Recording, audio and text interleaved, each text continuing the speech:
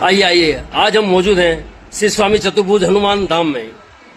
सेवा समर्पण भाव से यहाँ पे सारे काम होते हैं। सभी प्रभु भक्त यहाँ आते हैं। यहाँ पे विराजमान है महंत इंद्रदेव दास जी, जो हर हिंदू का कर्म हो, कुछ भी कार्य सेवा के लिए हमेशा तत्पर रहते हैं, हाजिर रहते हैं। पूरे सारे संत महंत के साथ जाते हैं। तो माननीय मन जी, हम आपसे जानना चाहते हैं, अब जो रोज मीडिया में चल रहा है, सोशल मीडिया में आ रहा है, वक्त के बारे में, आपके वक्त जो एक्ट बना है उसके बारे में क्या राय है?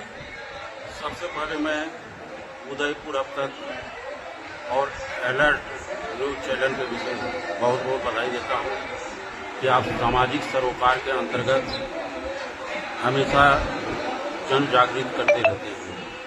जैसा कि वक्फ बोर्ड राज्यसभा और लोकसभा में लंबी बहस के बाद वक्फ संशोधन बिल पास किया गया, जो कि मैं मीडिया के द्वारा ही जानकारी प्राप्त हुआ कि 193 करोड़ अभी वक्फ की जमीन से उनका इनकम हो रहा है सालाना, और केंद्र सरकार की योजना है कि 10,000 करोड़ रुपया हम वक्फ बोर्ड से सालाना हम करें। तो कहने का मतलब है कि मैं सभी मुस्लिम भाइयों से भी मेरा करबद्ध निवेदन है कि ना तो आपको कोई मस्जिद छीन रहा है, ना तो आपका कोई कब्रिस्तान का जमीन कोई ले रहा है, और एक सरकार अगर जो गद्दी पर बैठता है तो उनके लिए हिंदू मुस्लिम सिख ईसाई सब बराबर है। अगर जो केंद्र सरकार द्वारा बहुत ही सोच समझ करके आज से नहीं 2019 से ही हिंदू का पक्ष, मुसलमानों का पक्ष लेते हुए और काफी लंबी बहस के बाद राज्यसभा और लोकसभा में वक्फ बिल संशोधन पास हुआ है। तो आप साल 2 साल तक आप देख लीजिए आपकी इस संशोधन बिल से हमें क्या फायदा हो रहा है और क्या नुकसान हो रहा है। आप फिर उच्चतम न्यायालय में अपील दायर कर सकते हैं, और मैं सर्वोच्च न्यायालय के माननीय सुप्रीम कोर्ट से भी मेरा निवेदन है कि एक बात मैं बोल रहा हूं कि जैसे मैं महंत इंद्रदेव दास के यहाँ के श्री स्वामी चतुर्भुज हनुमान धाम में गद्दी पर बैठा हुआ है, तो संतों और महंतों के लिए समान रूप से, चाहे हिंदू हो, मुस्लिम हो, सिख हो, ईसाई हो, उनके लिए सभी बराबर है।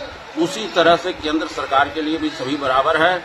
और मैं उच्चतम न्यायालय से भी मांग करता हूं कि निष्पक्ष फैसला देते हुए, जो कि कई बार ऐसे कहा जाता था, और इधर हाल फिलहाल में 144 वर्षों के बाद तीर्थराज महाप्रयाग में कुंभ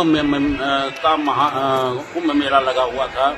उस कुंभ महामेला में भी किसी समय धार्मिक संस्थान की ओर से, वक्फ बोर्ड से ये क्या बोला गया, ये हमारी जमीन है, वह संसद भवन भी हमारी जमीन है। मतलब कि जहां अगर जो बोल दिया, जायज हो नाजायज हो, वह अपना वक्फ बोर्ड का जमीन मान लेता था। तो इस तरह से करके काफी लंबी बातचीत करने के बाद ही लोकसभा और राज्यसभा में अभी यह बिल पास हुआ है। और इस बिल को वास्तविक में अगर जो कहा जाए तो इस बिल को, संशोधन बिल को जो पास हुआ है, मैं करबद्ध निवेदन करता हूं उच्चतम न्यायालय से, एक सार्वजनिक, जैसे कि आप सार्वजनिक हैं, आपके लिए हिंदू मुस्लिम सिख ईसाई आप एक कुर्सी पर, उच्चतम न्यायालय की कुर्सी पर बैठे हुए, उसी तरह से मैं भी एक सार्वजनिक महंत हूं, संतों सबके लिए होता है। तो एक संत समाज आपसे एक निवेदन करता है कि अति शीघ्र उच्चतम न्यायालय में जो मामला दायर हुआ है उससे निष्पक्ष रूप से आप इसके संकट को दूर करके इस बिल को जारी रखें, ताकि आम जनता को फायदा हो।